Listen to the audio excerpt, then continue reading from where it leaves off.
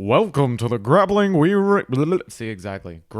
Rewind Podcast. Welcome to This Week in the Grappling Rewind Podcast. On this week's show, we are going to recap the UFC BJJ 3 with 2 title fights on the card. We are also going to recap the main event for the black belt for the IBJJF 2025 NoGi Pan Championships. As always in the show, I'm your host, Maine, the co-host, Miranda. How you doing, Miranda? I'm alive.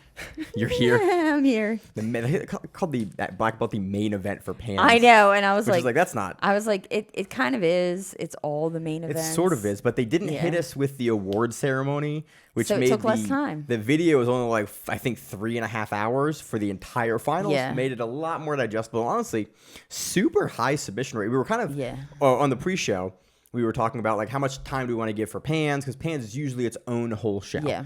And then this week we had UFC BJJ 3, which is a pro event. We try to prioritize pro events that pay athletes over amateur tournaments, even though Pans is a big deal. We were kind of talking about both. And then Pans comes and it has all of these submissions in the black belt finals. And I went, okay, well, maybe we'll carve out a little extra time for Pans and the UFC. So, well, and the other thing we were discussing is how many people are going to pop.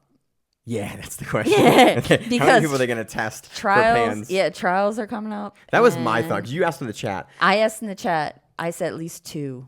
I think 2 is a really safe assumption. But it depends if they go after the whole podium. Like if the whole podium has the to whole test, podium, it's more than that. If it's only the winners, like or it usually just the winners. is. I thought it was the whole podium at one point. So we don't know. We never know, okay. and it's always like a random collection. And they did the one Pans where they popped everyone that was more than just the winners, and everyone went, "Oh no." Well, they did NoGi Worlds, but everybody just ran. Yeah, maybe that's what I was thinking about NoGi Worlds. So I think we'll probably get some guys that pop again, especially so close to ADCC Trials. But who knows? That's the risk. I mean, maybe no one does, and it's like everybody's just learned their lesson. Miranda, this is jiu-jitsu. I know. This is combat sports. No one ever learns their lesson. I wanted to wait for the weird, awkward silence. No one has ever learned their lesson, not one time. No one learned shit. That's part of the sport. Speaking of not learning shit, as far as news goes this week, we are also going to preview Grapplefest, because Grapplefest has a really exciting card. I think it's like a $14 pay-per-view for the U.S. Some fun matches on it, so we're going to preview that at the end of the show real quickly. But that is the landscape for today's show. In news this week, mainly, I thought the UFC BJJ was on the 12th, not on the 2nd. Yeah. So if you're wondering why we didn't preview it last week. Yeah, I thought we just missed it. Nope. And I was like, oh, shit. I had it on my calendar, and I get a text from Miranda, hey, UFC BJJ is on right now. And I went, I thought it was the 12th. And she goes, nope. And I looked at the calendar, it was the 2nd. And I went, well, that's on me. So that is administrative error from last week, but that's why we're doing it this week. I have a nice list of the things coming up. So we have Grapplefest 19 on October 11th. We have Finishers Fall Classic on October 18th. You're going to be up there for that? Yeah, I should be. You probably will be too. I might be up there as well.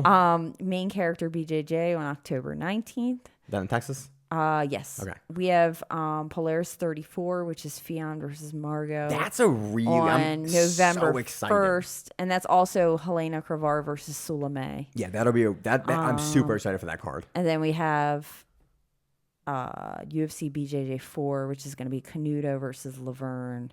Women's title. On December 11th. That's women's 145? I think they're 145. Yeah.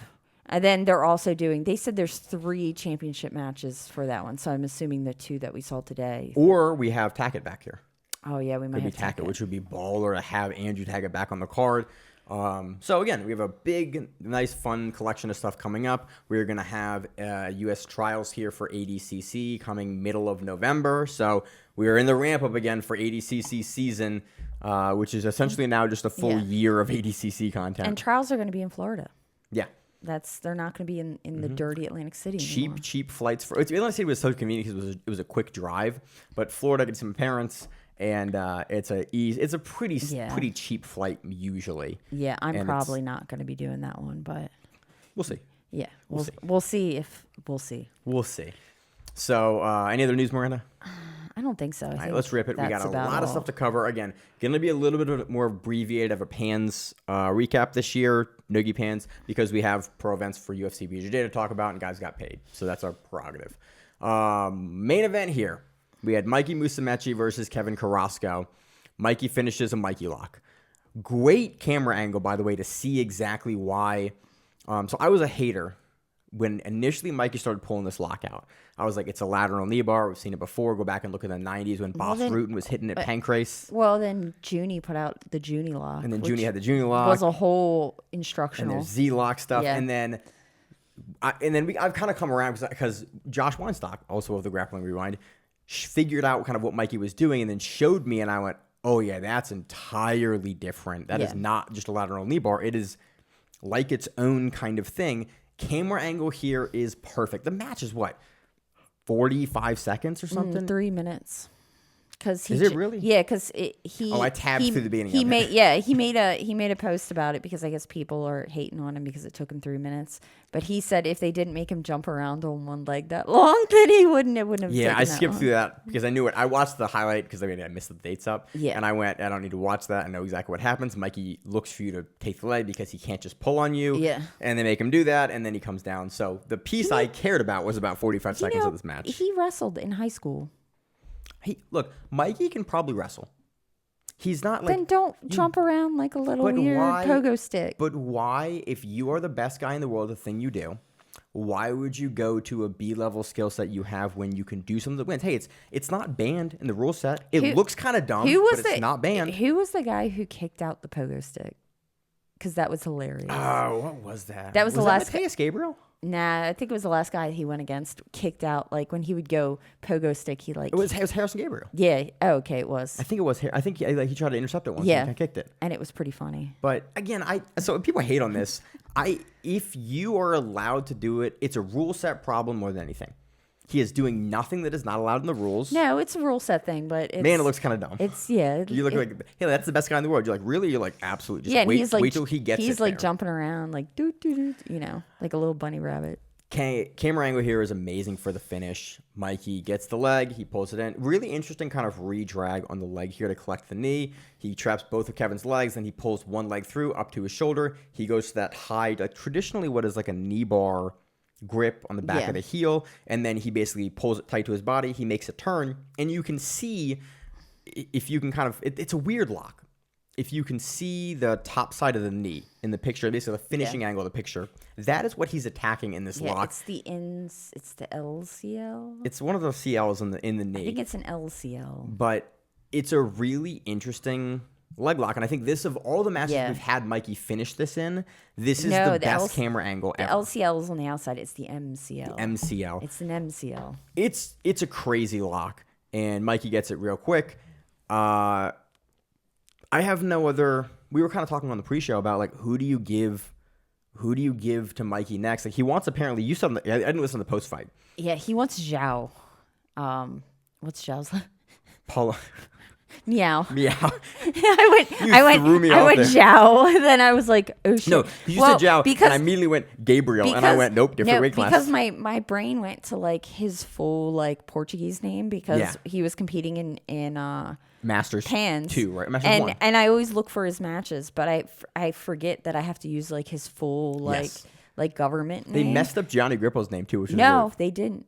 He said that's his legal name. Oh, that's actually. I thought it was a joke. No, he posted. He posted and said that was the joke. No, he posted and said like after 16 years they finally figured out my real name. Oh, that's so. So funny. I guess that's his real first name. And I thought that was like in jest, as like a joke. I mean, maybe it was, but I don't know if it was or not. I took it as that was his because he's like hella Italian, so it wouldn't like surprise. Wouldn't surprise him to have a very Italian name. So. That was. But I could have. Sometimes I don't understand. What's it called? Sometimes I don't understand humor. Yeah, especially when it's in text.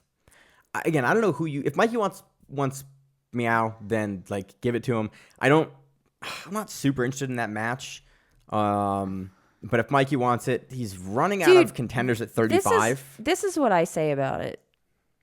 He likes to hit people's knees and ankles.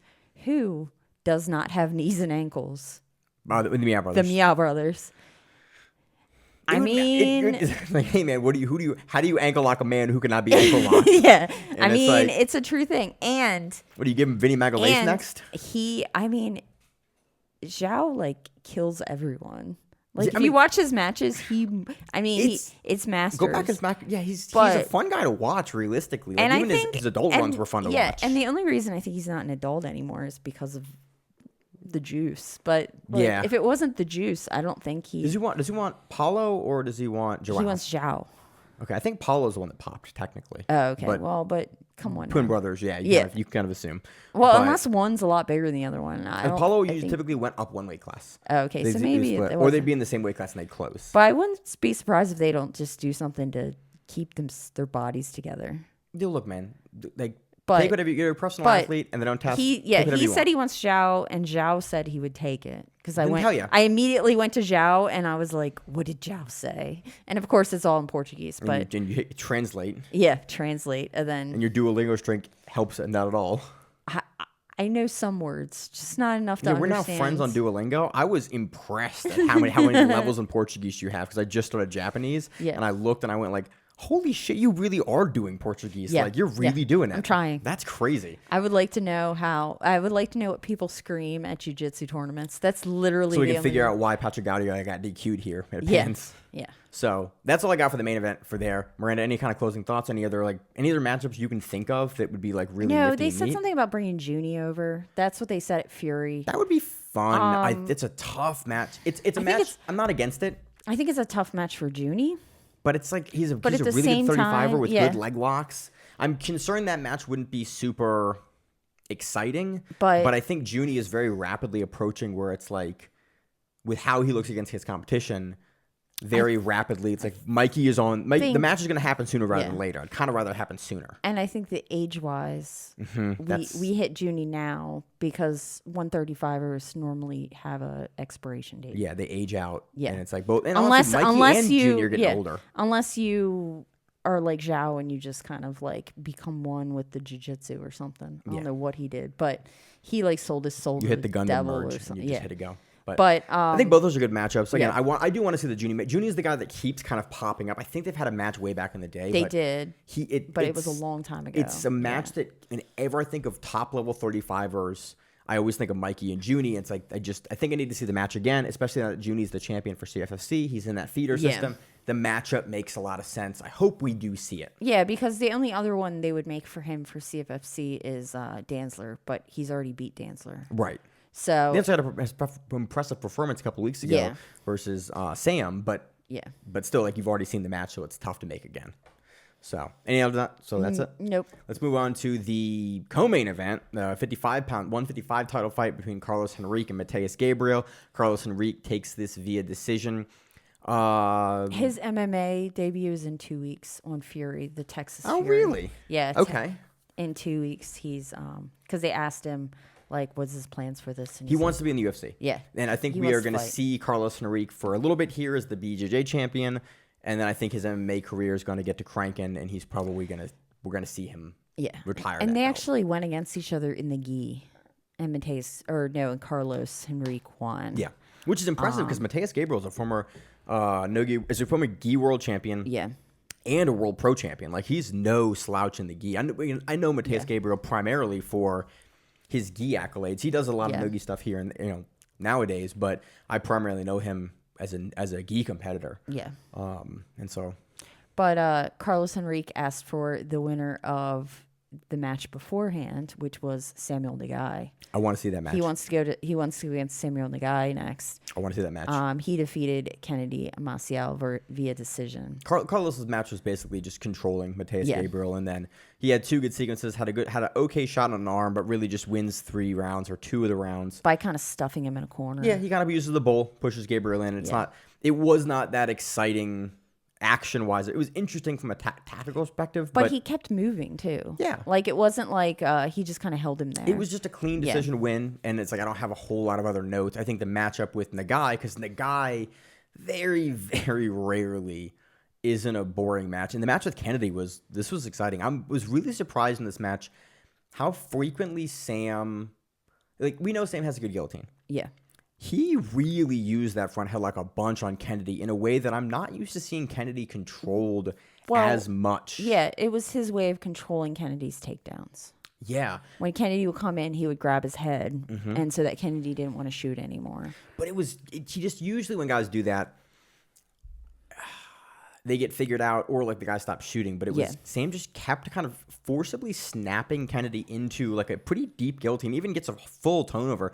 There's one guillotine I thought he might have finished. The one. In third round, I think. Yeah, it's pretty wild. He, But like, goes he over, like does the rolls butterfly. over and like gets out sideways, and I was like, holy shit. And they yeah, use that top hand. Yeah. Yeah, it was the impressive defense from Kennedy. Because, like, Sam, I was looking at this choke. I was like, okay, Kennedy can physically get out of this choke from this, like, because it was a guillotine from butterfly. He throws him over, gets him out. And then you looked at, like, the angle of Kennedy's head. I'm like, man, you can pull the crown of your head out here, but you're going to have to really want it. And it's Cabrinho Jr., so you know he does. Yeah. And Sam stays on top. Yeah, there. and there was a couple times where he had it, but they were like up against the wall. Yeah. And there was The angle wasn't as good. Yeah, because and, you can't really get the same kind of crank on their head if you go up against the wall. because their backs, like their butts closer to you than normally. You can kind of push them away almost. With the wall, you can't. You can only get so far away from them before they can pressure against you on the wall. It's an interesting dynamic. And the two of them actually went against each other before. In the gi. Yeah. In the gi as well, which I think is so funny. You had Brazilian national. This was such a weird. There was a lot more gi people amongst the no-gi people. In This was like a no-gi card full of people that do both, but that I kind of know a lot of them for the gi. But newer to the no-gi. Yeah. I mean, Kennedy did fucking ADCC in 2019. I would like someone like us to do like sheets for the commentary team. Yeah, that was so that they have some sort of understanding of who these people are, because you could tell that they did not. Yeah, it was the English commentary is a little embarrassing. It's an unfortunate thing. I akined it to, I think, in our chat. It's like listening to baseball commentators commentate cricket. Yeah, it's like similar sports, but it's like you're listening to a bunch of MMA guys that are like former fighters, former like championship and world champion level fighters, talk about a sport that they haven't really paid a lot of attention to in ever. Yeah. And they don't really know the accolades, don't really know the games, don't really know the prestige, don't really know the matchups, or like they have some peripheral knowledge of what they're seeing. And then every once in a while they just say something. Like at one point they were like, yeah, Samuel Nagai said that he was raised in Japan, and they were like, and that's where he gets his like warrior spirit from, and you know, his ability to not, you know, to be nice to his opponents and all this shit. And they're like, not like the dirty country of Brazil or something. Like they said some shit, and I was like, dude, you guys are like completely making fun of a whole country. Yeah, there was some weird commentary moments. It's just odd. I really wish they Samuel Nagai has a brother, Jackson Nagai. Yeah. Well, you said you said I had the commentary muted for a good portion of this. Yeah. That it was like, oh, she was only kid in jiu-jitsu class, and then you came in, you were like, doesn't he have a brother? I was like, yeah, Jackson the like guy. about the same age. About the same age. It was, the commentary was weird. I don't want to belabor it too much, but it's very clear the UFC bringing MMA commentators into jiu-jitsu, because it was the same commentators for CFFC. I think it's Michael Chiesa. But Michael Chiesa was in some of the later ones. I just think I would him like at one point. Listen to Kendall do pans, and then listen to the UFC commentary, and you're like, Kendall knows what is going on and has competed and knows the names of the positions and the leg positions and why and the tactics and the strategy, and then you'll hear like a protracted explanation on like a Kimura, and you're like, hey guys, this is not 2010. Yeah, we don't. If you're watching this, like you can move it along and not belabor positions that we've already moved past. You need to move on to jiu-jitsu commentary, because like it was just poor jiu-jitsu commentary, and I wish that they would tighten that up, because online it is a very again, I watched after the fact because I didn't know it was live. It is a very big point that was brought up, and I listened to it and I went, yeah, that's what I'm hearing is guys that it's like you can't even lie about it on the mic. Yeah. Obviously do not watch enough jiu-jitsu to be commentating guys of this level, to not have that understanding of like their games or who they are. Yeah. Whatever. So go back and watch, honestly, Sam Nagai versus Kennedy Maciel. It was a really good match. This was probably, for me, the best match of the card as far as activity-wise went. Sam Nagai was just on Kennedy, and Kennedy was... Not a lot of guys can force Kennedy into defense for more than a little bit of a match. To see the guy throw like a Darce choke and like throw a crackdown on a guy like Kennedy was really, really impressive. And it just speaks to how good Sam Nagai is and why I want to see him go against Carlos Henrique for the 155 title. Like, that is a match they need to make. It's also weird that they translate the cornerman during the breaks between rounds. I kind of like it. I like that. I always like translated corners. I like it, but it's different. It's odd. Because it takes me a second to realize what's happening. Yeah. And the guy had like an Irish accent, like on top of like translating Portuguese. I flipped, I'm not going to lie, I tabbed through all of I know. See, the corner breaks I to normally just watch the action. either watch it live or I watch that because You like that kind of stuff, though. I also multitask. Yeah. I also do like 5 things while I'm doing it. So I like to hear so that I know when to look up the TV. Look, see the action for the moves. Yeah. Because if it's going to be boring, I don't have to watch it. There's reasonable. So, Cassia Moura versus Alex Enriquez. This was good. This was good matchmaking, honestly. Cassia Moura, fastest woman to black belt ever, essentially. Pretty much. Versus Alex Enriquez, former U.S. Trials winner for ADCC. This was probably 2 rounds to 1 round. Yeah. I think Alex Enriquez wins the first round. Good position on top, sweep. Cassia Moura gets the back take in the second round. Unable to finish, and then controls the final round, and she gets her back again, doesn't she? I'm just positive. There's the big back take in the second round, and that was sort of a turning point for me in the match of like, okay, Cassia Moura wins this round, and then it was more control in the second round, and it was okay. And Alex Enriquez was sort of unable to dig herself out of the momentum swing in the match, and Cassia Moura takes again a fairly clean decision. I was very happy with Alex Enriquez's performance and Cassia Moura's performance, to that matter. I want to see both of them in trials for ADCC. I don't know about, are they going to put Cassia Moura in trials? I mean, either going to give her an invite, but true. I think she does trials. I think I'm very curious how her game holds up in like a longer format tournament. We know how it holds. She's again, your blue belt world champion, brown belt world champion, purple belt world champion in NoGi. Yeah. She's done it all. That is a different level. A U.S. trials or South American trials is a different kind of level of competition, sustained competition in NoGi, and different pacing too in NoGi. That I want to see how Cassia Moura fares there. Because again, we know Alex Enriquez can do it, and if you can get through Alex Enriquez, well, I want to see how you can do it. Because Cassia Moura has usually, when we have women that move quickly through the ranks and get into black belt, there is a stepping period of like, ooh, that jump from brown to black belt adult world champion level is a big jump, and a lot of the women have an adjustment period. There is a little bit of an adjustment though. Yeah, she's not taking people out immediately like she was at the beginning. So Cassia Moura is like risen to that. You can beat Alex Enriquez. You're rising to that level of like, okay, I want to see you against all the monsters now.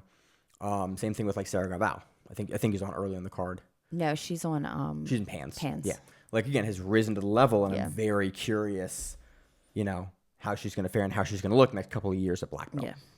Yeah. Next one, we had Jansen Gomes defeating Gustavo Batista via decision. It's a rematch. It was a gi in the first one. This is a no-gi match. Jansen Gomes just really controls Gustavo Batista. This was probably the least action-packed match for me on the card. It was just good control by Jansen. Versus Batista. Jansen, and we know Jansen's a good tactician, and we know like he beat your big winning is you beat Tynan. Yeah, he on beat that Tynan, huge run. So we know that you know how to technically beat somebody. Beat anyone else. Yeah. Again, he looked really good. It just wasn't the most action-packed match on the card or of the weekend. Next one, we had Andy Murasaki defeating Kris Olivo via Kimura. Murasaki was on Kris for all 3 rounds. He was. And it sort of almost looked inevitable. Like, Kris had very good showing.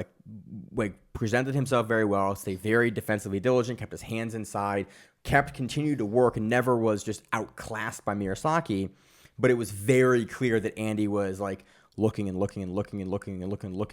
Andy is a guy that we know he tends to get finishes late. Yeah. Like, he tends to sort of figure out, learn. And then this is the same thing. He gets the mount. Yeah. He techs off a mount. He circles. He comes up to the classic Kimura position on top, gets the grip, turns it, and does a nice, like, great, like, classic angle up on the Kimura to finish it. Again, this was going decision for Murasaki anyway. Kris, again, looked good throughout the match, but really this was one-way traffic for Murasaki in working towards the submission and getting it late into the third round. Anything on that one? Nope. Next one, we had one of the coolest sequences of the weekend.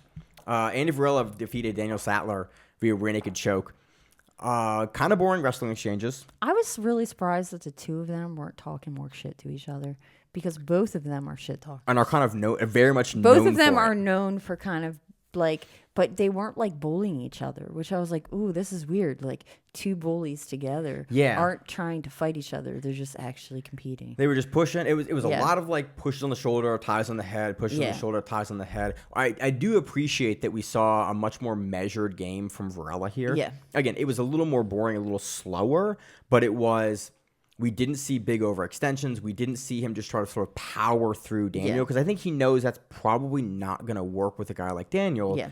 Well, so I appreciate the change of strategy that we saw. The weird thing that I realized is Daniel Sathler. Where does he train out of?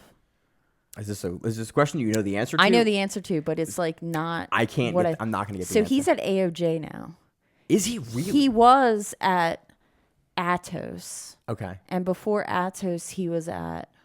This sounds really familiar. He's been jumping around all like the California schools. Okay. But the last time I saw him, I swore he was Atos. Okay. But then there was like, because I thought he had a match with Murasaki, and they were like roommates at Purple Belt. Yeah. And like, but then he wasn't. But he wasn't at Atos at that time. He had moved to something else. But it wasn't AOJ either. He was training at another gym. Yes, I remember this. Like, and it was like Gracie Baja or somebody like that. It was one of the other big ones. And then he went from there to now he's at AOJ. Okay. So yeah, it's The just interesting because I was like, I wonder. The stylistic changes for camps are different. I wonder if the reason why he's not being such a guy doo-doo head today is because like the Mendez brothers were like, hey, you can't do this, and he was like, oh, fuck. There's been a change of camp, change of coaching. You're not sure. Yeah, it was a much more even on both guys though. Yeah. It was like very, very measured match where you didn't see a lot of really any overextension. The rear naked choke sequence here was really nifty because I think they did hit each other at one point and they had to stop it and like dude, you can't do that. But that's pretty normal. That's every match for both guys. Yeah. That's every Varela match. Yeah. Hey man, Varela does it once. You're like, hey man. Yeah. And he goes, right, I get the one though. He goes, yeah, you do. You get the one. And then you have the kid that tries to punch Andy Varela. There's that. Andy Varela does a thing we've seen him do for years now. Yeah. It is a same side tricep tie. Yeah. And then what he will do is he'll grip it. He'll make sure that you're stepping. The timing on this is real slick. Like Varela, we talk about him being a bully and kind of being in your face a lot. I don't think he gets the credit he deserves for moves like this. Yeah. The timing on this to time both the step of Daniel Sathler and the weight shift at the same time to get this tricep drag. And off the cage wall. Yeah, off the pit wall or the pit bowl. They call wall. it the bowl. They gotta come up with a better name. The bowl. The bowl is bowl. a terrible name for it. Yeah, it needs to be. I don't know. Pit is fine, but like the bowl wall just is terrible. He just tricep drags in, The wall and then of the Daniel bowl. basically walks forward 2 steps, Yeah. and Andy just jumps his back. Well, because he almost hits like a slide by, but and that's what we've seen it's Varela a hit slide for years. by, but because he has that extra speed because he's coming down the bowl wall, he like goes faster and Andy Varela just jumps his back and literally lands on it. And It I'm like, looks holy choreographed. Yeah. But again, this is something we know Varela is Yeah. so good at. But the underrated timing to be able to do this in a pro match is wildly impressive because and both you see him walk him just into it. Both gentlemen have the ability to do that because we saw Daniel Sathler on pit submission hit that triangle off the cage. Jumps it off the pit wall. Or the alley wall. The alley wall, whatever, the wall. So both of them have that ability, but Andy did hit that and then jumped on his back and then just bop finishes it in. Again, to Daniel's credit here, does a really nice job on the hand fight, and the commentary's going. One thing commentary does do well is explain rear naked choke defense. Yeah. A lot of people traditionally, this is something I get on students whenever I coach or in competition, fight the hand. Don't put your hand in front of the neck. That doesn't do anything. You have to fight the hand that is free behind your head. If you fight that and you get that down, that will get you out. Yeah. Nothing versus a world level guy like Varela will get you out unless you fight. And I thought this was donezo. And Daniel digs deep, fights it, gets the hand, and I went, man, that was impressive. Then Varela re-swedes and gets it. But very, very good defense because you see him go for the arm to go back up to the hand to get the hand to pull it down and get it off. But it was, again, very impressive sequence for Varela to take that rear naked choke win. And it was fun. This was one of the better highlights of the weekend. Yeah. Next match, we had Ana Mayordomo defeating Shye Lilly via armbar. Ana has been busy. She has. She wins both NoGi Pans and this in the same weekend, essentially. And won European NoGi. Yeah. NoGi Euros. Earlier in the year, I'm like, oh no, when was NoGi Euros? It already happened. Right, because she won. So, I guess she's going for the, what's it called when you win all of them? Grand Slam? Yeah. I don't know if the UFC BJJ is part of the Grand Slam. No, but her Pans is part of the Grand Slam. Mm-hmm. Good armbar. Nice finish. Any kind of notes on it? Nope. Next one, for opening the card, we have Jalen Fonacier defeating Pedro Nakano via inside heel hook. In like 5 seconds. This is what I thought the Mikey. I switched the times for these two matches. Yeah. This is real quick. They walk out. Jalen goes down. There's some back and forth, and then he fights the leg, and we've seen Jalen. We've seen Jalen go Yes. against some other smaller gentlemen in NoGi Worlds and IBJJF and Gi. NoGi, like he's real good. I am very excited. He was another guy I was thinking about for Mikey Musumeci, but they trained together. Yeah. So, and that is very evident with how Jalen like fights the legs and pulls the legs through and in. It's very clear that he has kind of a same stylistic tendencies to Mikey with how he pulls the legs, like where he grips on the legs, how he pulls them through. It's a lot of, if you ever go back and watch like old school Paulo Harris leg entries. So the DDS style entries, they're more like rotary, like they were spin in and kind of like almost like off of like De La Hiva entries, and like spinning underneath you. Paulo Harris, I always describe he has much more like straight and flat entries, where he will drop like straight into a joint or onto a joint or onto something. Mikey and Jalen both sort of do it in more of a Paulo Harris kind of way, where they drop and they're into the joint and they're on it. Yeah. There's way less of like the spin through a lot of times that you see with the DS guys to like weave their legs in. They're doing that first, and then they're moving their body in one motion to get there. That's like the best way I can figure out how to describe it. Nowadays, most guys enter like the DS style system because that kind of came to prominence, but we are seeing more and more guys kind of go back to some more like old school kind of entries, and it is neat. And Jalen, I think, is one of the guys on the forefront of that. Yeah. So that was the UFC BJJ.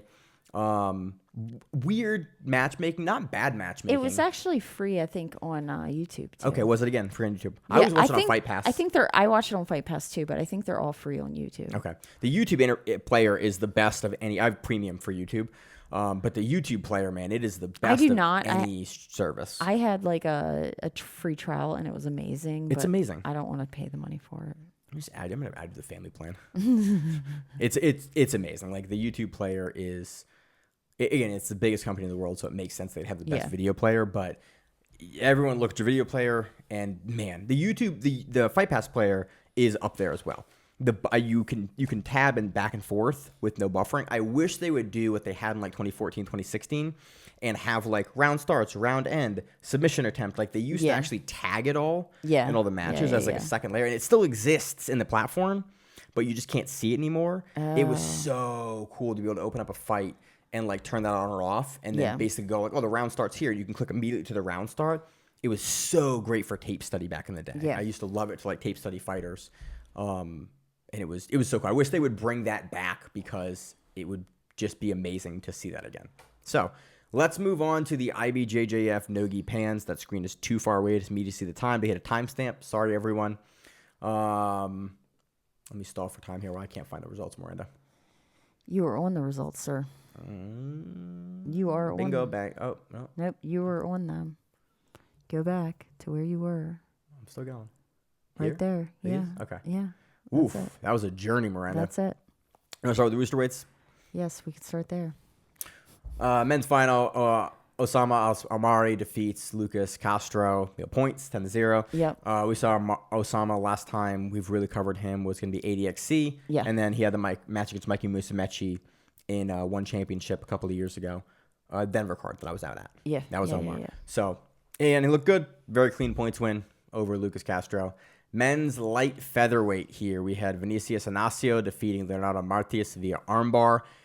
This was a fucking wild armbar. Yeah, this was. He just like folds himself in half and then just gets a shotgun armbar, which is the armbar essentially you get when you have your arm behind. You trap their hand behind your armpit. Yeah. And then he like fully inverts, folds his body in half, so he's basically regarding. Yeah. But he slide regards underneath and gets this shotgun armbar off of the regard from folding his body in half. Yeah. Like, this is something we see from like the smaller women's divisions. Yeah. It makes sense. It's men's light feather, also a smaller men's division. This is not. This is a wild armbar. Again, one of the better submissions of the weekend. I was talking about the Varela submission was fun. This was really cool because, again, I love watching attribute submissions. Yeah. Where I watched this over and over again, and I was looking at Vinicius Inacio's knee, and he has his knee like on his like cheekbone for the majority of this. And Kendall does good commentary. She calls out, "Oh, he's working for the armbar," and you can see with where he is, like he's looped and legs crossed over the opposite arm to prevent a like a pull out and a pull through. It's just a really nice arm. Then he's strong enough in the torso, and he's small enough to base on his shoulder and head and just get a belly down shotgun armbar from the guillotine grip. And he's a new black belt. He just got his black belt at IBJJF Gi Worlds. So very recent. When he won Gi Worlds, he got his black belt. So super fun finish for the men's light featherweight. Yeah. I would say my people, but I don't think I can make light feather anymore. Oh, I can't. I know I can't. I made it before, like 2016, but I don't think I can make light feather anymore. Yeah. Anything on that? No, but it reminded me of, I do similar things, but I always wind up kneeing myself in the eye and almost giving myself black eyes trying to do it. Common. Because I can bend in half like that. I just like I said, it's like it's a weird smaller women. You can use this. It is weird to have to deal with this in a men's division. Yeah. Which is probably why he was able to pull Leonardo into that spot and he can be comfortable, and then he gets on board. Yeah. Men's featherweight, we had Marcos Mendez beating Cameron Malat via armbar. Also, another weird armbar. Quick armbar. Oh, a weird armbar too. So Marco has the arm, and Cameron is doing like a very standard kind of pull out of a triangle armbar defense. And Cameron just kind of holds his arm and almost does an armbar over like the top of his thigh from the guard, but not the way you usually do it. He does it on the opposite leg. Yeah. And then you see normally Cameron Malat would just yank the arm out and you're out. Like from this position, you guys don't get caught here.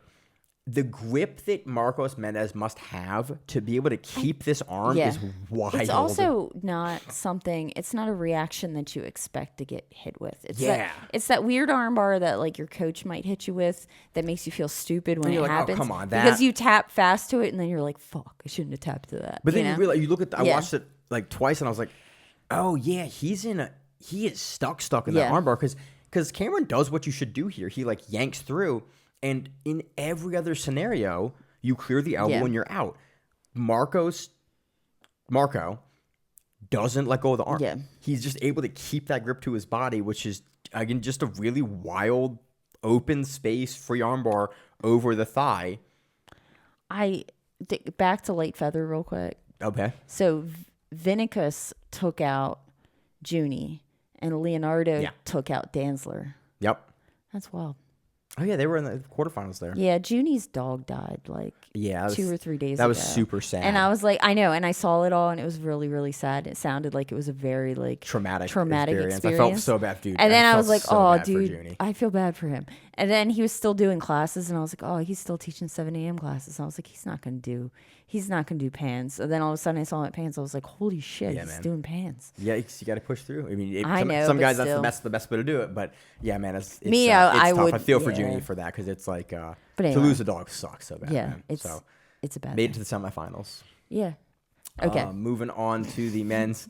Sorry, random. It came up. These are the random things that I think about as I watch. Sometimes we kind of do forget, like, these are real people we're doing like sports commentary and talking about athletes and events, but like there is a real person behind these matches. Yeah, Sometimes you just have a bad day, and sometimes you do have a good day. But yeah, and sometimes you have a lot of shit going wrong. Yeah. You know, and you still somehow find a way to make it pull it together. it's impressive, and we do. Yeah, the human element sometimes is something that's definitely lost on me. Yeah, and so sometimes you bring it back. Moving on to lightweight division to get out of this feels moment we're having on the show. Yeah, which makes me feel so comfortable. I love dogs. Yeah. Okay. You've seen my dog in this show many times. Yeah. We have to shut the door because he'll come and he'll just whine at me like, "Hey, Dad, pick me up." I'm like, "I can't. I do the podcast right now." Julian Espinosa defeats Max Hansen via 2 advantages. This was a fun match. This is a good back and forth. I think that score is wrong. BJ Heroes has it as 2 advantages to 0. I don't think so. I think it was like 2-2. Something like that. 2 I think or they 3. both had 2 points or something. I think Espinosa wins it. I know he wins it on advantages. Yeah. It might be 2-0, but it was very close margin. Max played guard, played a very good guard, and Julian worked and just kept a pace in front of Max Hansen the entirety of the match. My other thing was, isn't Julian like featherweight size? I don't remember him being a lightweight. And maybe I'm wrong He didn't with look that. undersized. Yeah, Max maybe Hansen. but I always thought that he did like 135. No, I don't think he did 130. I think we do this every time we talk about Julian. Really? I think he's a weight class bigger than And maybe maybe he goes against guys that go up a weight class. Maybe I think or that's something that. like He's that. on the interface. Like he's I don't the know guy because that's I've seen him. I'm trying to think who I saw him. I've seen him go You against. saw him on Polaris. I've seen him at finishers when I was at finishers coaching. He's been there, but I forget who I've seen him go against. But anyway, This is fun. This is a good back and forth match. Max Hansen won last year's Pans. Did he win Worlds too?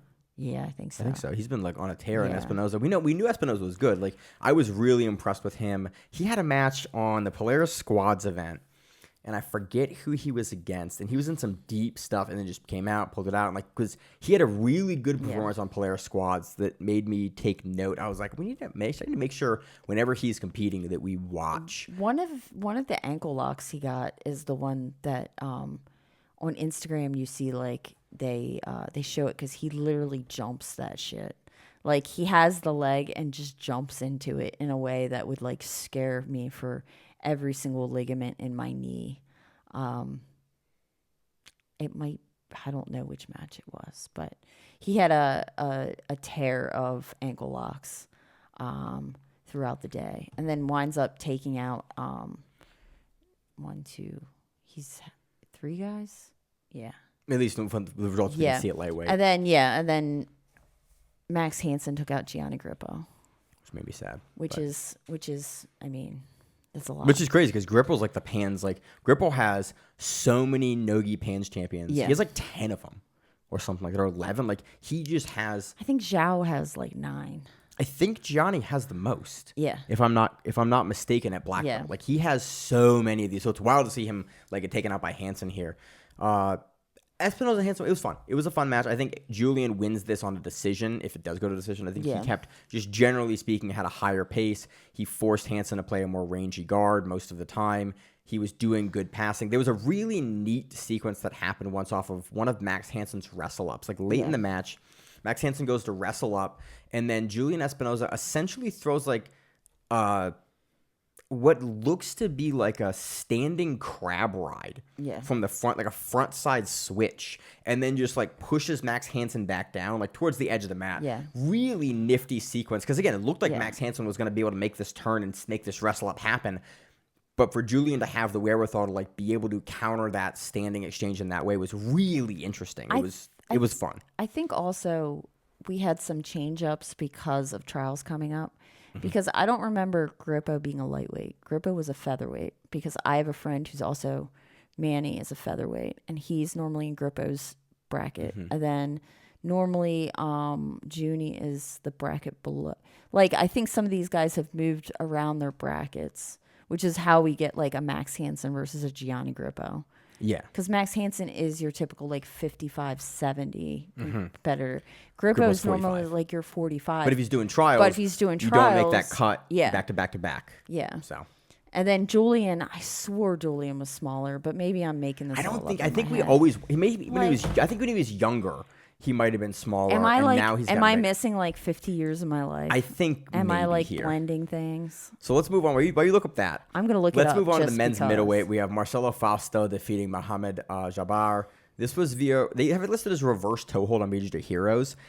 I kind of think that's the best way to describe this. Yeah. I wish we had a better camera angle, because the angle we have for black belt finals is you can see the grip. You can see it's a reverse toe hold grip, but you can't really see much more than the finish, and you see Mahmoud verbal tap. Yeah. But I really can't see the finish. I can't see exactly how he's turning, where his hips are. Like, you kind of got to infer about how the finish happens. Yeah.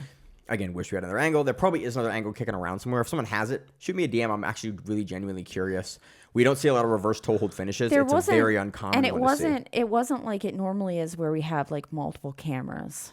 Because normally in majors we have more than one camera. For Nogi majors, it's usually only worlds. For pans, it's usually we're always disappointed. We normally have two. We normally have the one that, like, if you're watching the mat side camera, and then we have commentary camera. the commentary camera. we have the flow zone camera. And so You're they're right, like you're two right. different views, and normally one of those views has it. Yeah, this was like a better mat side camera. It wasn't that flat mat camera. Yeah. It was like the mobile camera, but it was still we only had one angle. Yeah. Which again, I would love for a major to have two camera angles. But again, it was a good finish. I just wish I could have seen it. Moving on to the men's medium heavyweight division, we have Paolo Jaworski versus Logan Smith. Gets an inside heel hook. There was a lot of those in this division. Yeah. Jaworski was doing them. Logan Smith finishes his quarterfinal match versus Rodrigo Silveras via inside heel hook. Jaworski, classic, man. Yeah. He turns, gets the inside heel hook. They roll 2 or 3 times, and then you see him have the grip, and he gets the finish. It's really, if you've ever seen someone rolling defend an inside heel hook and not be able to finish the roll, that is the finish. Yeah. It's a very classic finish. We know Jaworski is just a monster when it comes to the legs. And he's young, which is always good. Which is always terrifying. Yeah. Like, Also cool, a young medium heavyweight who's good at leg locks. Polish.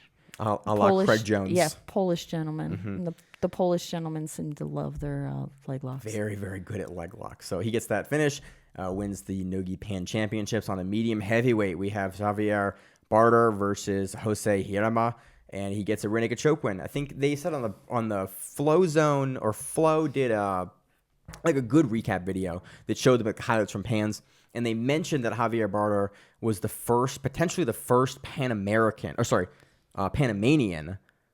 champion.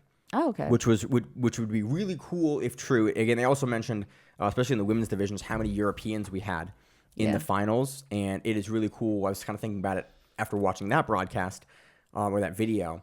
It is really neat to see how much kind of international talent we've had, because previously it was just Brazil. Then it was Brazil and occasionally an American here or there, and now we're starting to get a kind of proliferations into the greater world space. He is from Panama. Yeah. A proliferation of like highest level grappling worldwide, and it's cool. But he doesn't train in Panama. He trains under John Danaher. Hey man, just because you're from a place doesn't mean you have to be all that in that place when you compete. Again, nice rear naked choke win to take the heavyweight division onto the men's super. He was born on January 6, 1999. I was a senior in high school. We're getting old, Miranda. I know. You on the pre-show, I'm getting old. Right before we started recording, Miranda looks over me and goes, "You're getting some gray there." I did. Like, as we are doing audio checks to start recording the podcast. I am too. So it's age. Yours is hard to see, but you looked over me like you just like. That's because gingers unprompted. You went getting some gray there. We just go like white. Yeah. So like wait. Don't worry. A couple years, you'll watch the podcast, and I'll be just white-haired over here. Yeah, a couple years, all of a sudden I'm gray, and you're like, what happened? It's like kids happened. Moving on to the men's super heavyweight division, Elder Cruz via defeats Lucas Norat via short choke. Renegade choke. Yes. Elder Cruz is fast. This is the fast Elder Cruz. No, I don't think so. This was the old Elder Cruz, and I'm a little bit sad about it. Because we gave him so much credit the last time we covered him like 2 weeks ago that he was like, hey, new Elder Cruz, he's fast. Those problems we had before, they're gone. This was the slow Elder Cruz until he did the fast Elder Cruz thing, which he's always done. He's always had those great bursts. And this is a great burst. He gets past the guard. He spins and controls. Yeah. He takes the back off of the spin, out of bounds. They reset, which is the worst time to get reset ever. Yeah. And Elder Cruz gets it. But again, I'm worried about his pacing going back into trials again. Yeah. Like, he has these great bursts, but I was watching this match and I was thinking about Elder Cruz's game, like the comments we made on previous weeks of where my problem is he doesn't keep a high enough pace to consistently be able to win at the highest levels in ADCC. And I was watching the range that he plays, was playing with Lucas Norat here in the guard, and it is essentially the same range that Pedro Marinho plays. Like, if you go back and watch the Giancarlo match versus Pedro Marinho, who's number one, which I think is one of Pedro Marino's best matches ever. He just kind of takes Bodoni out of his game, and he's able to retain the title at 205 on who's number one. Elder Cruz plays that similar range, but I think Pedro Marinho plays it better, and I think it is a problem if you have another guy in your weight class or around your weight class that is better at a very specific range that you play and more active than you. Is just concerning that, like, we're going to see the slow-paced Elder Cruz that will let a match slip away from him or get, like, torpedoed at the end of a match. He's able to make it work here. He's able to get it done, but I'm just concerned with the pacing as he moves into trials. Yep. He wins, like, credit where credit's due. Beautiful finish sequence, nice flat pass to control and track the back, but the pacing issues have potentially not been solved with his game. Any comments? Nope. As I torpedo your comment, like, that's like, no, he's not. No, that. Moving on to the men's ultra heavyweight division, we had Roosevelt Souza defeating Helder Jr. He passes and gets the mount, and that is the entire match. Yes. Impressive, lots of control, but that's the 10 minute. That's the entirety of the match. Roosevelt. There's nothing else. Moving on to the men's openweight division. This was weird as shit. Roosevelt Souza versus Patrick Gaudio. Souza is much bigger than Gaudio. It's even, and then Souza is up. Even on points, Souza is up, I think, 1 or 2 advantages, maybe 3 advantages. He's up a couple advantages. I think 2 advantages. And there's a nice sequence from both guys. There's a guillotine to a transition to a turnover, and they're on the edge, like on the boundary area, and then they finish, and Gaudio kind of looks up to his corner, and what it looks like is Gaudio kind of goes to his corner like 2. Like, I should get 2 for this, right? Yeah. And it looks like a straight up question to his corner. Yeah.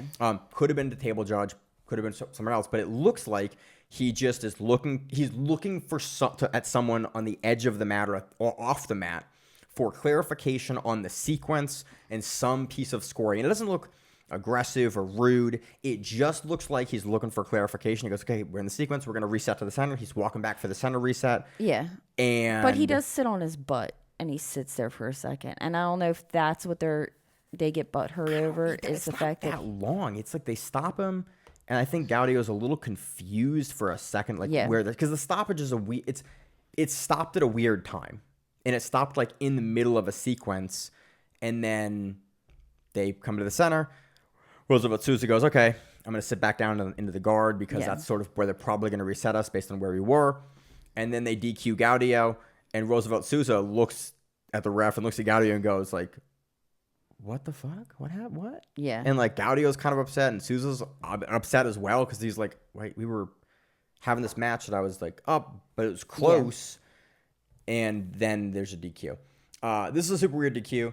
You kind of postulated at the beginning on the pre-show that like maybe Gaudio had talked to the ref. Yeah. Because they were both on 3 penalties. Yeah. So next penalty gets you DQ'd.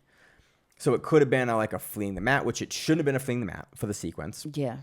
It couldn't have been like submission escape out of bounds because we were on the mat when the transition happened. But they were at that point. They both did have 3 penalties. Yeah, 3 penalties because that was the last penalty to DQ. But any penalty will be a DQ. It was just such a weird place to get a penalty and DQ Gaudio. Yeah. I mean, I can't see any reason you would give Gaudio a DQ here or a penalty here. In the sequence, in the moment, like there's nothing that happened there that would warrant a DQ or they would warrant penalties, and it's pretty egregious that like they did. But again, IBJJF is going to IBJJF, which is why we're covering them second on the show and focused on pro events first. Moving on to the female roosterweight division, we have Marina Roslat defeats Thales Loreno. via decision. Back and forth match, low scoring match for the women's rooster weight. Yeah. Maria was very excited to get this win. I was trying to figure out what happened to Danielle Kelly. Oh, yeah. She was in that division. Yeah. But Is that her? No, I don't think that's her. Maybe I'm wrong. Or maybe she didn't. I'm not sure. Moving on. Sorry. Because I would assume that's the whole division, but she might have been a master, maybe? I don't know. I don't know. think she's We'll that check. old. We'll But check after. okay. Onto the light featherweight division, we had Maisa Bastos defeating Andrea Jordan 34-0. Yeah. Didn't she do this the last Pans? She did, and I have the same comment I had last time. Although it is very impressive, it is concerning to me that she is unable to get the rear naked choke. There's no crazy scoring sequences. Essentially, it's a sweep to a knee on belly, to a pass to a mount, which is, again, like 11 or 18. Then she repasses the quarter guard for 7 more points. Yeah. Then she gets the back, then goes back to mount. So there's no crazy scoring sequence like where you're racking scoring in a weird way. There's a couple quarter guards that essentially allow you to get to mount and then back mount after a pass. But it is interesting that Maisa Bastos tends to, at higher level opponents, tends to struggle to get the rear naked choke. Yeah. And it is a consistent thing and a consistent problem that we have in her game. Maybe she doesn't want to break her forearm. I don't know. It's just very odd that she continues to have these overwhelming score victories. Yeah. And then even at the end, like, she loses the back going for the choke and they end up in guard for the last little bit. And that is a staple of her match. Her back control, people tend to be able to move out of her back control, and she tends to not be able to get the rear naked choke. And it is, I don't really have much more commentary than that. It is just very interesting for someone at her level because, again, she's like one of the best women of all time. At the weight class, for sure. Yeah. It is very odd that tends to be a struggling point for her game. And generally, you don't see high-scoring matches in IBJJF unless someone is trying to clown someone else. Yeah. If they're trying to clown or prove you, a point, or it's weird. It happens occasionally, they generally the only time you get it is when somebody's really trying to, like, when I'm mad at you and I'm proving a point that I can beat you whenever I want. Yeah. But this wasn't that match, which kind of makes it almost a little more weird. It might have been that Andrea also doesn't quite understand the fact that, like, you can't get quarter guard. Because you grab quarter guard, they pass your quarter guard, they get points. Like, there's certain things that and I'm not saying I don't know who Andrea Jordan is, so I can't really say one way or another, but it could have been that she also was like, hey, I'm going to get these extra points where I can. Yeah. I mean, tactically, again, Maisa Bastos played this perfectly. Yeah. 34-0.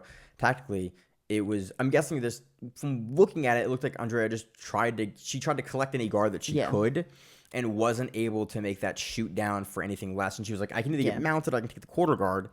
But she just never collected enough of a quarter guard, like, twice to not have Bastos immediately pass back into mount and score 7 points for the effort. Yeah. So 14 points of those are basically that transition twice. Again, it's not a crazy score in the context of, like, the passing that happened. It's just, it is very interesting. You don't see differentials of that points, because if you can do that to someone, you can submit them. Yeah. That is normally why it's like, oh, they were up 18 points before they submitted. Like, that's normal. Once you get once you get more than 20 unanswered points, it is a very rare score to not have a submission. So it's just odd. Again, it seems to be a consistent struggle of Bastos' game. Again, in the semifinals, she gets an inside heel hook on Erica Machado. So we know she has leg lock. She knows she has subs. But the subs from the back seem to be a continued struggle in nogi. In gi, she has the collar choke there. We see that a lot. But in nogi, without those collars, the bog standard rear naked choke, we don't see as much from her. Moving on to the featherweight division. Oh, great. I've just moved all of our... You're good. Go. I got it. Putting in lots of work this weekend, Ana Mayordomo, I'm going to get her name eventually. Mayordomo. Defeats Thyana Victoria via 5 advantages to 2. Putting it to work. What do you... Thyana Victoria's, who's... doesn't she normally do... No, I guess she is in that division. I'm getting her and somebody else confused in my head. There's a middleweight chick has a name like that. Mm-hmm. That wins all the time. Lorena. Is that who it is? Funari Lorraine. Yeah. Oh, okay. Yeah. That's who you're thinking of. Okay. Yep. Again, for me the most impressive thing is it was a well played match. For me the most impressive thing here was you win UFC BJJ by submission, and then 2 days later or 3 days later, you win a NoGi Pan's title. Like that is a wild work rate to win essentially like a pro event and then a big bracket for a major IBJJF event back to back is very, especially very impressive. Knowing that when you travel from Vegas to New Jersey, oh my God, they weren't both in Vegas, were they? I forgot about that. Yeah, you have at least 1 day of what's it called? Jet lag that sucks. Like jet lag coming east blows. Yeah, it's not. There's no way to explain that. It's rough. So we have to, if we go to Poland for ADCC, we have to remember that we have to add that 1 day of us not leaving our hotel. Lag. Yeah, the jet lag day in. Anyway. Well, we'll add it in. Again, very impressive. We also saw her win European trials. Yeah. Female lightweight division, Carolina Bonacio defeats Zara Tafeno via 2 points. Again, very, very close match. Anything else on that? Nope. Female middleweight division, we had Sarah Gaval defeating Inja Goodman. Very close match, 2-2 most of the match. Yeah. And then Sarah Gaval, like her father, knows the rules so well. Yeah. From the guard, wrestles up, does a shuck by to get the rear waist lock. Yeah. And then stands for 4 seconds.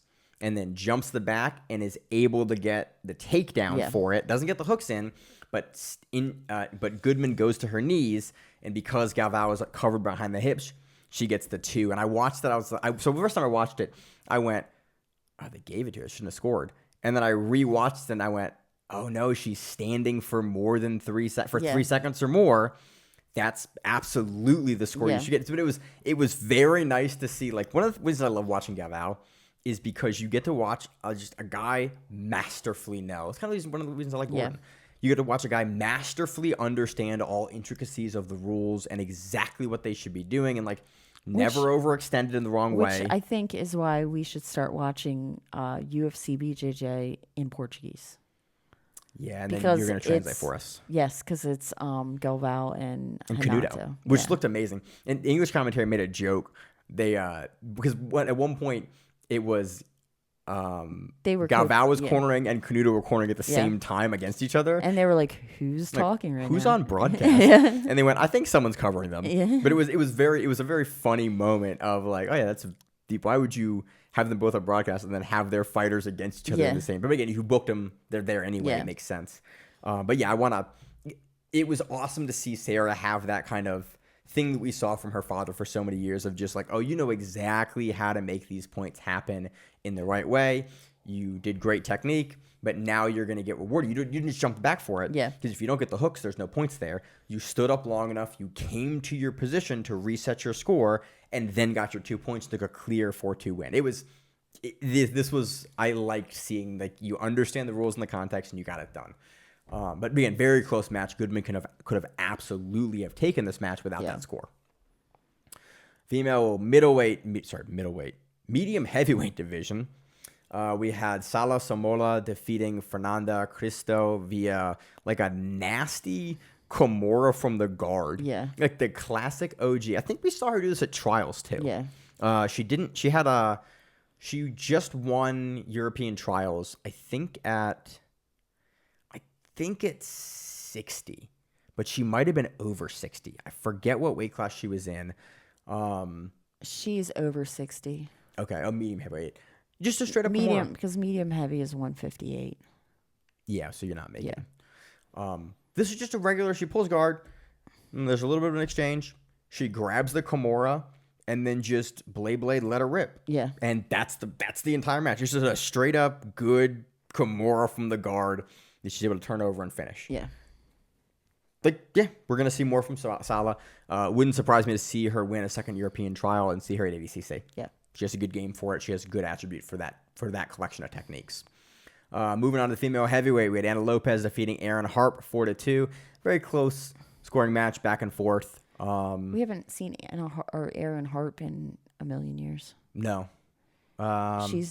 She's been around for a long time as a black belt. but this is new to see her back competing again. When's Especially the last time we saw her compete? It's been a bit. Yeah. Because I knew of her because she's sort of local. She's like Virginia. I think that's correct. Yeah. And she's done seminars and stuff like that. But I had seen her compete like on the professional stage for a while. It's awesome to see her be able to come back and get silver. Yeah. Here, and again, a close match for Ana Lopez. Ana Lopez, I think, is younger as well. Yeah. So it's cool. It's cool to see that. Moving on to the female super heavyweight division, we have Gabi Pasana defeating Mariana Barbosa. Turnover. There's a neat little leg exchange that happens early. Yeah. Where Maria is trying to boot through an ankle lock that is very low and on the calf for Pasana, and Pasana kind of tries to go toe hold, tries to counter toe hold, realizes she's not going to get it, pulls the leg out and just passes, and it looks like she gets a verbal tap just from mount. Yeah. I can't really tell if we have one camera angle, but it doesn't look like she has a wrist lock or an arm lock. It just looks like she gets to mount and there's a tap. So I don't really know why. I don't know what happened, but I mean, she might have done a smother. Yeah. It could have been a smother. It kind of looked like it could have been a smother choke. But again, we only have one camera angle, and it's not the camera angle we would have needed to figure that out. So that was super heavyweight. Open class, we had Gabi Pasana defeating Inja Goodman via straight ankle lock. Just kind of, again, It's the Gabi Pasana. I grab your ankle, I pull it. It's kind of the same thing. She just grips. I mean, she finishes in the semifinals too versus Agameda Canoe. Just grabs, and we've seen her do it like Brown St. Marie. Yeah. You just grab it. The mechanics for her aren't the prettiest, but you cannot argue that it is not effective. Yeah, she grips, and she just must have. She uses a shotgun grip here too. Yeah. She just has enough gas behind it to get it done. Yeah. That's the match. And it might just be that some of these girls aren't used to that kind of power and that kind of, Yeah, she has some serious power. Obviously, has some serious power that she can put into that straight ankle lock grip. But she takes it again. Super heavyweight and open class. Really no surprise. Yeah, that's usually what she does. Yep. I'm curious to see if she does ADCC of over 60 for trials. It'd be interesting. I would like to see it. I think she would give a bunch of women in that division an absolute nightmare, and I am always on board for someone coming in that's new to the trials scene and throwing a wrench into a division. It is always one of the most fun things about trials because anyone can enter. Especially Gabi Pasana. Yeah. I mean, she's going to... Look, man, heavyweight division has been ruled by Gabi for a long time, and we are due for another one to come forth. We need the new Gabi. We need a new Gabi to come in and to do work. Oh, dude, it is the time. When is the other Gabi? When is that? I knew you were gonna do it. So that does it for you. Look it up while I go move us into the next segment here. That does it for IBJJF 2025 NoGi Pans. Let's move on to our preview of Grapplefest. This is a fun card coming up. Miranda hit me up on the pre-show and she went, "Hey, we have a Grapplefest coming up. Let's not forget, we forgot UFC." And I went, that's very reasonable. No, you were like, I didn't forget the UFC. I didn't forget the UFC. I got the dates wrong. I got the dates wrong. October 17th is Fight Circus. Yeah, that's gonna be. This is one with Gabby Garcia. Yeah. It looks like Bob Sapp's on the card as well. It's the Vegas. Should be fun. Yeah, it's just gonna be it's gonna be all kinds of crazy. So let's move on to grappling. Yes. Grapplefest 19. We have main event Adele Fornerino versus Julia May for the under 65 kilogram title. Yeah. I want a gut pick based on really no big. Wait, there's not up here. It's just. I want to see if did Juliana compete this weekend? Did Juliana? Yeah. What division? Female. You're a male. Go down. Thank you. Go down. That would make sense. Go down. She would have been smaller. I do not see her. Okay. Yeah. I was just. Oh, there she is. Yep. Yeah. There she is. She goes into the semifinals. She loses to Caroline Bonacio in women's lightweight. Yeah. By straight ankle lock. Okay. I'm gonna go Adele. Yeah. Because unless your name is Fionn, or you are much bigger, or you're at CJI, or maybe what's it called? Crovar. Yeah. That's a bad matchup though. But we know that Adele doesn't give a shit. Yeah, I think that the closed guard game that Adele plays, I think she would be able to pull Julia into that. Yeah.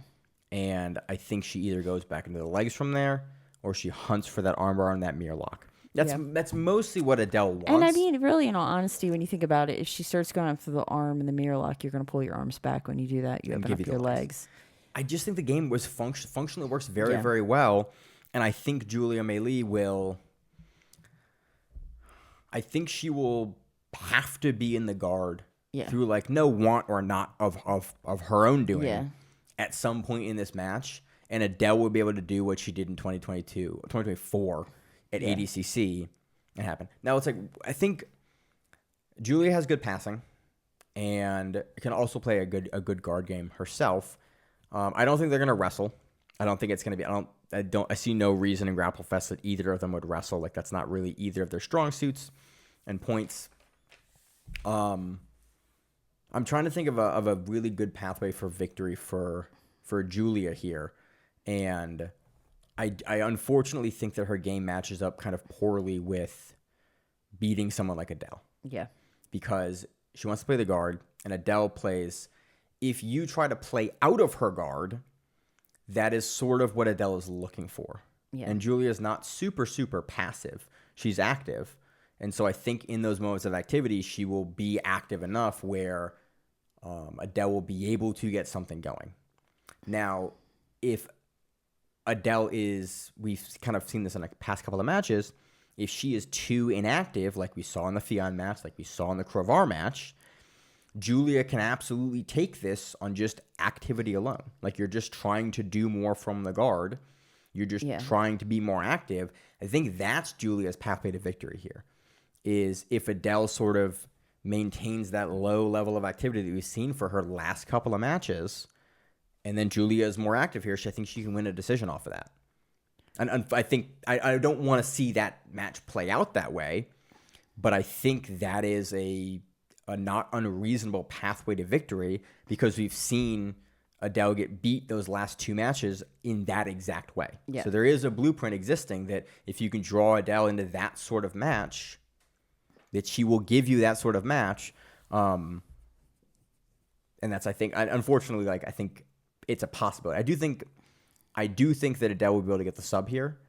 But I think that it is very possible as well that Julia can win this on activity. Yeah.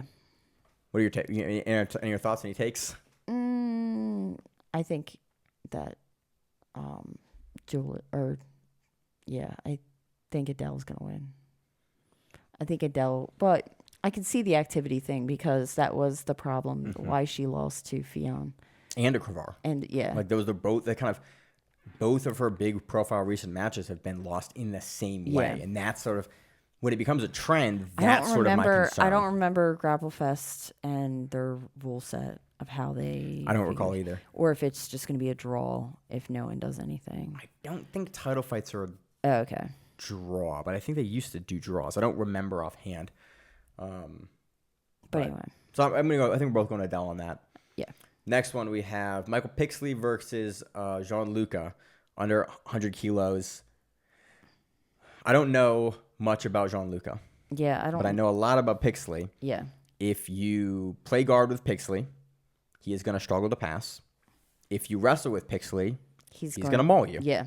That is the game. I think with guys that aren't like elite level, like Lovato level guys, Pixley deals with the guard a little bit better. Yeah. But if you play a nice high, like a high guard or a leg up guard, Pixley really tends to struggle to get past active guard players. Yeah. So if Gianluca can play that, then he can absolutely thwart Pixley's game. The minute that he tries to engage in any sort of like upper body work with Pixley is going to dominate in those spaces. Yeah. I wouldn't be surprised to see Pixley hit a Darce here, get the back on a turnover on a regard, and then be able to get the rear naked choke here. Yeah. Because I think that's probably something that he's actively working still on his, working to implement into his game off of his passing because they've identified passing as kind of a weak point. So he's probably going to try to go in and be more aggressive with the passing and then look to cover the back. Would be my guess of where you'd kind of take his progression here. But until we see it, I don't really know, but that would be my guess of where he's likely going to take the match. Any thoughts? No, same as you. I don't know enough about Gianluca. Max Hansen's gonna go against Shawnee Stewart. I know we've seen Shawnee Stewart before on either Grapplefest or Polaris. I think Grapplefest. Yeah, I recognize the name. Max Hansen just got second to Julian Espinoza at Pans. Max Hansen is the king of the regional title. He is. Grapplefest has a title, not on the line for him right now. Yeah. But dude, when the pressure level is a little lower, Hansen shines, man. Yeah. Like these are the events. Grapplefest events are like the events that Hansen will just shine, and we get to see huge A game. Again, not like he didn't just shine and like take Julian Espinoza to a really close, tight match, but I would much rather fight Max Hansen in like an enormous, like an ADCC than I would on like finishers or Grapplefest or like, cause he just does work and kills everyone on those cards. Again, I'm not nothing against Shawnee Stewart. I'm just not as familiar. I'm not familiar with his game, but it's very hard to bet against Max Hansen coming in from the North America. Next one, we have Jacob Couch versus Ben Bennett. This is going to be a leg lock fight. Oh, I don't see Ben Bennett. I don't see that one, but maybe I have a different list. But I think I have a list from today. I think is what I have. Okay. It's a leg lock fight. Can Jacob Couch leg lock Ben Bennett? He could leg lock Elder Cruz. I'm going to go Couch via leg lock here, via outside reap or inside reap. Elevation. The exact same thing we saw him hit on Elder Cruz to win the Trials event. Yeah. The Trials event. ADCC Trials. That's what I think we go here. It wouldn't surprise me. We also have Brandon Reed versus Philip Geyer as well. This is in the open. Reed's a funny one right now. Yeah. Really good wrestling. Go back and watch his match with Nicky Rod. Was it Nicky Rod he went against? I thought it was the. I think he gets Randy Chopra, Nicky Rod at CJI. But if this, I don't know who his opponent is. Once again, I should have paid attention and actually looked some of these people up. But if the guy is a purple belt just like he is, then he will kill him. Good luck, Brandon Reed. Yeah. Philip Geyer. We've seen Philip Geyer. I think Philip Geyer's a black belt. Okay. We've seen him on Grapplefest before. So we also have Jake O'Driscoll on the card. We have Shane Curtis on the card, the Gothlock versus Matt Livingston. It should be a fun card. Yeah. Again, very much worth like essentially what is a cup of coffee and a sandwich for a pay-per-view to support grappling. Max Livingston will probably go after Darcis. Yeah. It's kind of his jam. And Shane Curtis will go after the Gothlock. Yeah. That is his jam. And yeah. So should be fun. I'm looking forward to it. Miranda, any other kind of closing business for the week? Anything you got going on? Anything fun? So next Monday we have Dima at the gym. Monday, Tuesday. Oh yeah. Yeah, Monday, Tuesday's Dima. I need to remember to. It's a holiday Monday. It's Columbus Day. It is, isn't it? I'm off. Yeah. Okay. Yeah. So I need to remember to drive to Oxford for that. Yes, you have to remember to drive. I remember to drive. See us. Please remind me of that so I can. You could also on Sunday afternoon come with me to go get him. Because I have to go get him. Oh, quick, Dima. Where's he flying into? He's going to be in 10th Planet in Reading. Okay. Doing a tournament or doing a seminar. And we have to pick him up and take him somewhere. Okay. Can I say this? Can we say this on the podcast or no? I mean, probably. I think it's fine. All right. This is just like. Let's not reveal too much. This is how you do seminars. This is the day to day. This is the day to day background of seminar scheduling. Of the podcast and seminar scheduling. Yeah. Because that'll be awesome. Nick's at the Ravens game, so. Nice. I get to be the official transport. To transport. Oh fuck yeah! So that'll be a fun. We got some fun stuff planned for this week. Yeah. Other than that, I really just nothing. Just putting the studio together still, and got through Pans, and hopefully now we're gonna get our calendar a little more in order, so we're not bobbling event dates. But I think we're back on order finally now from CJI. Yeah. We're back on schedule again. I was like, I'm not gonna push Pans. I'm not gonna push UFC. Let's get back on schedule, and we're gonna rip it per usual. I'm also doing 6 a.m. classes, which is messing with my brain a little bit. So let's get out. So Miranda, any closing thoughts? Nope, that's it. All right. As always on the show, I'm your host, Maine, my co-host, Miranda. And we have the Grappling Reruns to the mat where it is. Stay safe. If you like the show, please consider sharing it on Facebook with the folks at your gym. It's the best way that we grow the show, and we really appreciate it. You can reach out to us on email. We also have Instagram. We have Facebook. We have Twitter. We have Google+. Until that shuts down. We have a website. If you have an event you would like to have us cover, please let us know. If you have a name, like most people do, and you'd like to have us stop butchering it, Let us know. reach out to us. The show is also available on YouTube, Spotify, in addition to iTunes and every other podcast service. We very much appreciate your time, and thank you.